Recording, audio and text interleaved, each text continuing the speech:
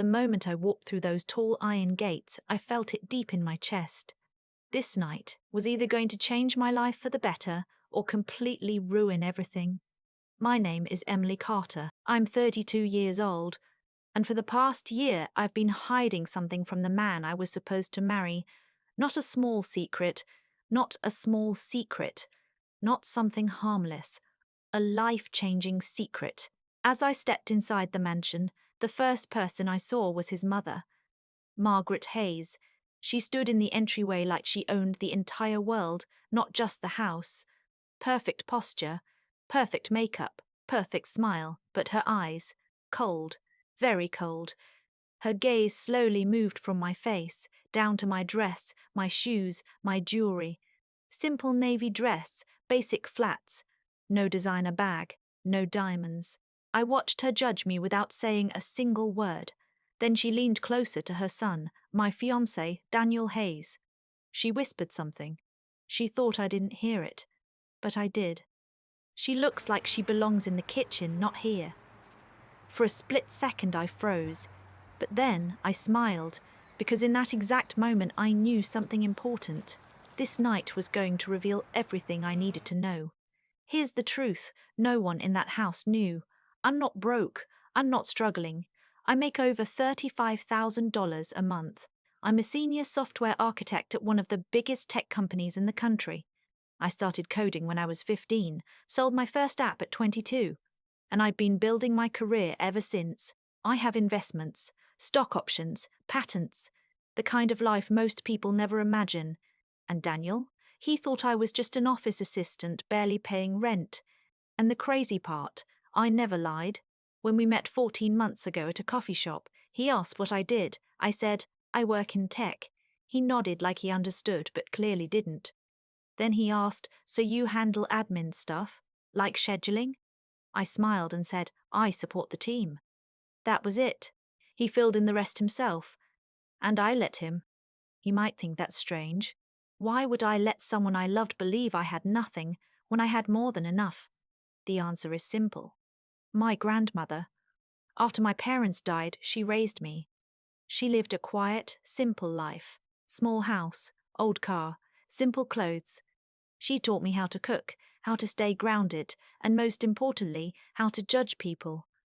But after she passed away, I learned something shocking. She was a millionaire. She had built a business from nothing, invested wisely, and chose to live simply on purpose. Before she died, she left me a letter. And in that letter she wrote something I never forgot. You only see who people really are when they think you have nothing to offer them.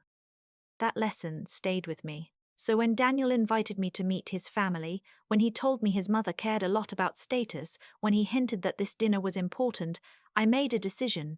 I would test them. I didn't wear anything expensive. No designer dress, no luxury bag, no jewelry that showed my real life. I drove my old car.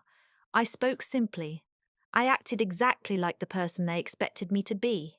Someone ordinary, someone they wouldn't be impressed by.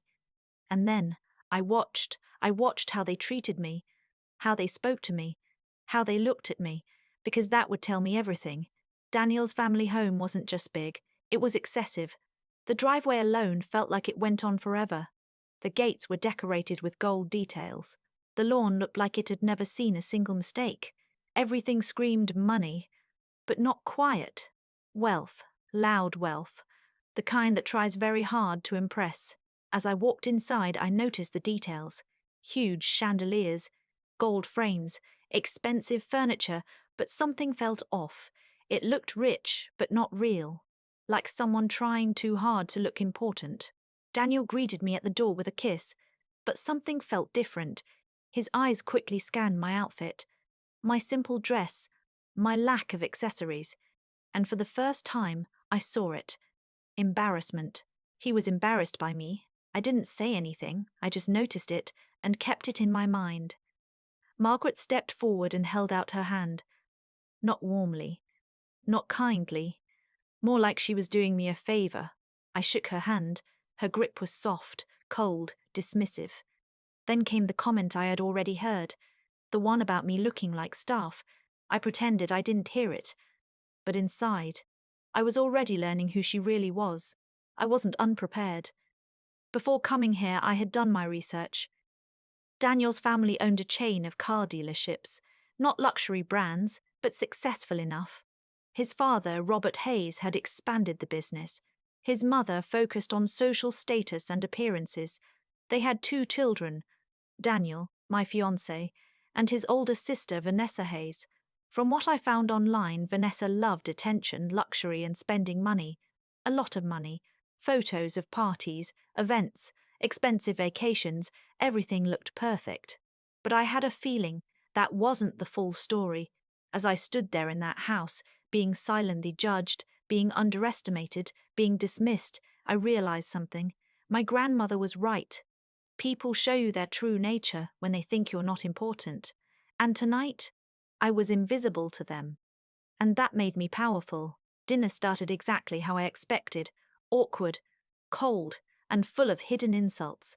The dining room looked like something out of a luxury magazine, a long table, perfectly set, crystal glasses, polished silverware, more forks than I even knew how to use. I sat quietly taking everything in. Margaret noticed me looking at the table setting and gave a small smile.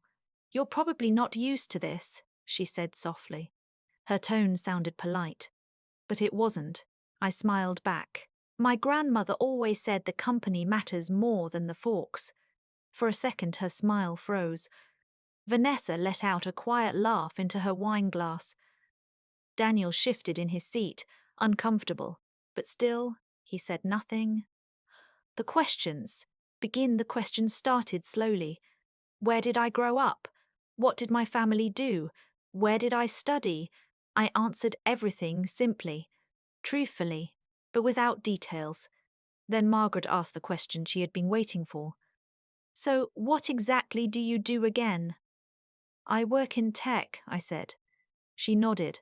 "Administrative support?" I paused for half a second, then smiled. Something like that. That was all she needed. I could see it in her face. She had already decided who I was. Yee. Shh. Enter Vanessa. That's when Vanessa Hayes made her entrance. Late. Of course. She walked in like the room belonged to her. Designer dress. Diamonds. Perfect hair. She didn't even look at me properly. "Hi," she said. "Not nice to meet you. Just he, like I didn't matter." Then she turned to her mother and started talking about some event, completely ignoring me. I stood there holding my glass of water, feeling like I wasn't even part of the room. Daniel stood nearby. He saw everything. And still, he stayed silent. That was the second thing I noticed. His father, Daniel's father, Robert Hayes, was different. Quiet, observant. He shook my hand firmly and studied me for a moment. Not with judgment, but curiosity. Like he wasn't fully convinced yet. There was also another guest. An older man. Charles Bennett. He was introduced as a family friend. When he shook my hand, he looked at me carefully. Like he was trying to remember something. That look stayed with me. "Dinich, your's worse." We all sat down. And that's when things became uncomfortable. Margaret and Vanessa took turns asking questions, not normal questions, calculated ones, questions designed to remind me where I belonged. Vanessa leaned forward. "So your grandmother, what did she do?" "She was a businesswoman," I said. Vanessa raised an eyebrow. "What kind of business?" "Small ones," I replied.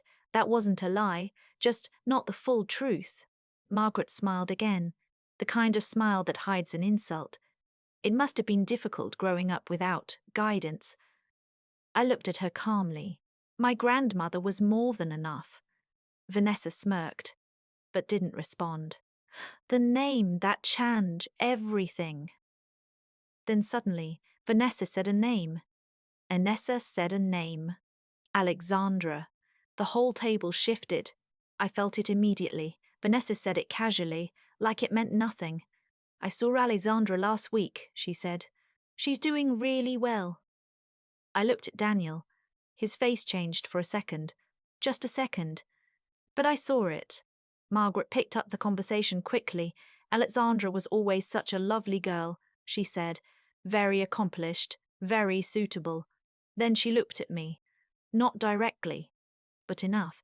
She and Daniel were together for 3 years. I blinked. I didn't know that. Margaret smiled. Oh, really? There was something sharp in her voice, something intentional. Vanessa added, her family owns a luxury car import business. Then silence. Heavy silence. The message was clear. Alexandra was perfect, and I wasn't. The Forters. I turned slightly and noticed something. Photos on the wall behind me. Family pictures, holidays, events, celebrations, and in several of them, there she was, Alexandra, standing next to Daniel, smiling, happy, like she belonged there. Margaret followed my gaze.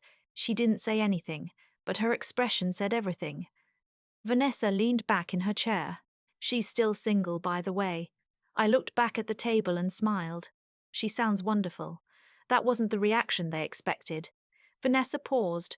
Margaret's smile tightened again. Common. Then came the moment, the one that changed everything. Margaret looked directly at me. I just hope you don't feel out of place here, she said. Given your background. I tilted my head slightly. What do you mean? She didn't hesitate. Not everyone grows up with certain advantages, she said. Some people live simpler lives. Then she added quietly, there's nothing wrong with being common. Common. She called me common. For a moment, something inside me shifted, but I stayed calm. I didn't react, because now I was seeing the truth, clearly. Daniel fails, Daniel fails. Daniel fails, Daniel finally spoke. She didn't mean that, he said quickly. She's just being protective. Margaret gently touched his hand. Of course I am, she said. A mother wants the best for her son. The meaning was obvious. And Daniel, he said nothing more. He didn't defend me. Not really. And that's when I realized something. The man I thought I loved might not be the man I thought he was. Watching everything, the rest of dinner continued the same way. Small comments, hidden insults, fake smiles. Robert stayed quiet. Vanessa enjoyed every moment. Margaret controlled the room. And Daniel? He stayed in the middle, too weak to choose a side. But the most interesting person that night was Charles Bennett. He kept watching me. Carefully, like he knew something. At one point he asked, "What was your grandmother's name?" "Margaret Carter," I said. His expression changed slightly, but he said nothing, just nodded. After dessert, we moved to the sitting room. People split into small groups. Margaret disappeared. Vanessa stepped away to take a call. Daniel stayed with his father, and I, finally, had a moment alone. I told Daniel I needed to use the restroom. He pointed me down a hallway. I walked slowly, taking everything in. The house was beautiful, but it felt empty, cold, like no one actually lived there. As I walked past one door, I heard voices. Margaret and Vanessa. The door was slightly open. I should have kept walking. I knew that. But something in their tone made me stop. I moved closer, quietly, and listened. Margaret's voice was sharp. "We need to fix this quickly," she said. Vanessa agreed. "I can't believe he brought her here," she said. "I thought she was just temporary." Temporary.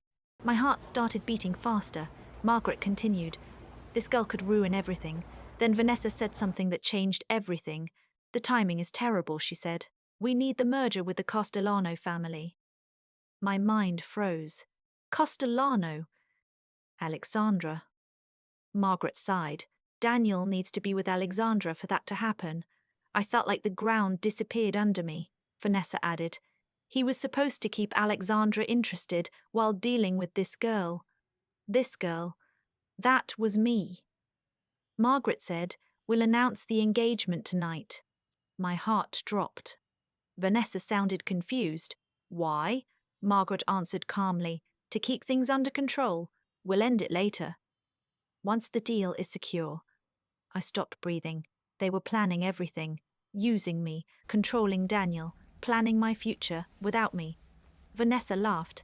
"At least she's too naive to notice anything." Margaret agreed. She should be grateful Daniel even looked at her. That was it. That was the moment. Something inside me completely changed. I stepped back silently. My hands were shaking, but not from sadness, from anger. Pure, controlled anger. They thought I was stupid. They thought I was nothing. They thought they could use me and throw me away. I walked into the bathroom, looked at myself in the mirror, and smiled.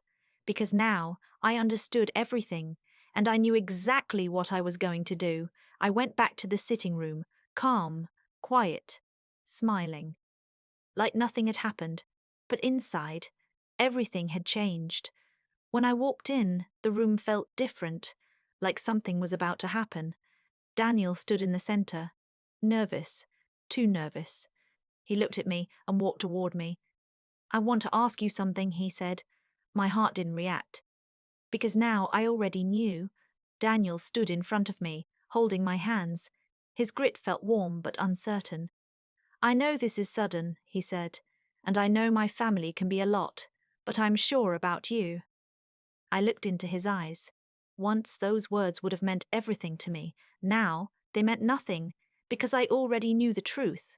Still, I stayed quiet, and then he got down on one knee. The room went completely silent. Margaret watched from the side, smiling proudly. Vanessa crossed her arms, already confident about the outcome. Daniel pulled out a ring. It looked expensive, flashy, impressive. But when I looked closely, it wasn't real quality. Cloudy diamond. Weak setting. Just like everything else in this house, it looked perfect from a distance. But up close, full of flaws. Emily Carter, will you marry me? He asked. For a moment, I had a choice. I could say no, walk away, end everything right there. But then I remembered what I heard, their plan, their lies, their arrogance, and I made my decision. I smiled, yes, the perfect act. The room filled with fake happiness. Margaret clapped. Vanessa forced a smile. Robert nodded. Daniel slipped the ring on my finger. And just like that, I became part of their game. But what they didn't know, I was about to change the rules. The plan. The next morning, I started working. Not emotionally, not impulsively, strategically, because that's what I do best. I analyze systems, I find weaknesses, and I use them. Within days, I uncovered everything. The Hayes family business wasn't just struggling, it was collapsing. Debt, bad decisions, failed expansions. They needed that merger with Alexandra's family, or they were finished. But that wasn't all. I found something worse. Vanessa had been stealing money from the company. At first, small amounts, but over time, hundreds of thousands of dollars, hidden in reports, expenses, transfers. I gathered everything. Documents, records, proof. Then I made a call. And you expect Orly. I reached out to Charles Bennett, the man from dinner. Turns out, he already had a history with the Hayes family. They had cheated him years ago, not illegally. But enough to leave damage, enough to leave anger. When I told him what I found, he didn't hesitate. I've been waiting for something like this, he said. We met several times after that.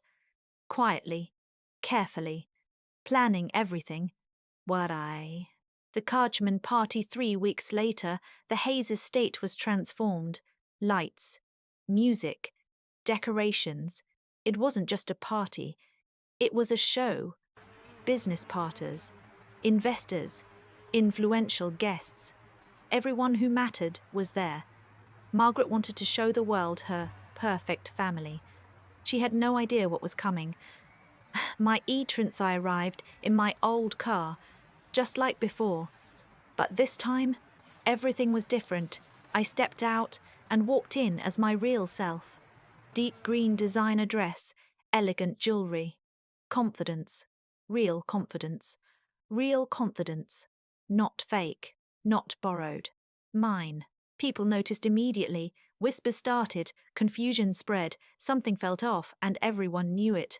Nah, the receiptions. Robert saw me first. His face froze. Then confusion replaced it. Margaret turned next. and her expression changed instantly. Shock. Pure shock. Vanessa came over quickly, trying to understand. Is that real? She asked about my dress. I smiled. Yes. I told her the designer's name. Her face dropped. Because she knew that name, and she knew someone like me wasn't supposed to have access to it. The truth starts spreading. Daniel found me. What's going on? He asked. Why do you look like this? I look like myself, I said calmly. He stared at me, like he was seeing me for the first time. Because he was. Ill, the stage soon, everyone gathered for speeches. Margaret stood on stage, talking about family, future, success, lies wrapped in pretty words. Then she called me up. My future daughter-in-law, she said proudly. I walked onto the stage, took the microphone, looked at the crowd. Then I began. The ex-bosher, I want to thank Margaret, I said calmly, for showing me who this family really is. The crowd went silent. Margaret's smile disappeared. I continued. When I first came here, I chose to appear simple. I wanted to see how I would be treated if I had nothing to offer. I looked directly at her. And I got my answer. I described everything. The insults, the judgment, the word common. Gasps spread through the crowd. Daniel looked frozen. The real truth. Then I said it. I also learned something else. I paused. I learned that I was never meant to stay. I exposed their plan. The fake engagement. The plan to replace me. The deal with Alexandra. People started whispering loudly now. Then I pulled out my phone and showed the photo. Daniel holding Alexandra's hand at dinner. This was 2 weeks ago, I said. The room exploded with reactions. The final blow. And that's not all, I said. I turned toward Vanessa. I also discovered something else. Her face went pale. Money has been disappearing from the company, hundreds of thousands of dollars. Vanessa shouted, That's a lie! Right on cue, Charles stepped forward. With proof, he said. He handed documents to one of the investors. Everything. Clear, undeniable. The end. I turned back to Daniel, slowly removed the ring, and placed it in his hand. I'm not marrying you, I said. His voice broke. I can explain. You already did, I said. With your actions. The final wart. I faced the crowd one last time. My name is Emily Carter. I built my life with honesty and hard work. I chose to live simply because I was taught that money doesn't define a person. I looked at Margaret. But character does. Then I walked off the stage. Walking away behind me, everything collapsed. Voices, panic, chaos. But I didn't look back. Not once. Outside, the air felt lighter, free. Charles joined me near the fountain. It's done, he said. I nodded. Not happy, not sad, just at peace. A new beginning. That night, I went home, sat quietly, and thought about everything. I almost married the wrong person, almost became part of the wrong family. But I didn't. Because I chose to see the truth. And once you see the truth, you can never unsee it. At final, some people think wealth is power, but real power is knowing your worth and walking away when it's not respected,